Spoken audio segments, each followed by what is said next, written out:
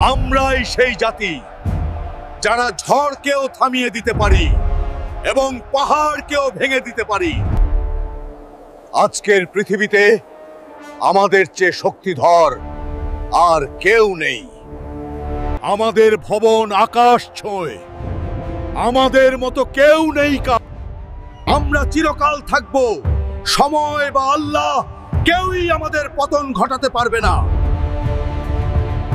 আমরা এই পাহাড়ে এত উঁচু ভবন তৈরি করেছি, কে এগুলো ভাঙতে পারবে?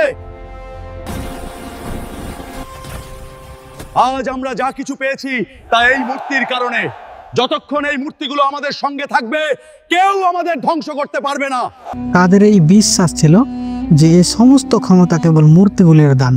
কিন্তু হযরত হুদ আলাইহিস সালাম এসে বললেন, হে আমার জাতের মানুষ, আল্লাহ ছাড়া আর তোমাদের কোনো সত্যিকারের ইলাহা নেই, আর তোমাদের বানানো মূর্তিগুলো কোনো শক্তি রাখে না। কিন্তু আজ জাতির লোকেরা বলল, হে হুদ, তুমি তো আমাদের কোনো অলৌকিক প্রমাণ দেখালে না। শুধু তোমার মুখের কথাতেই আমরা আমাদের পূর্বপুরুষদের দেবতাকে ত্যাগ করব না।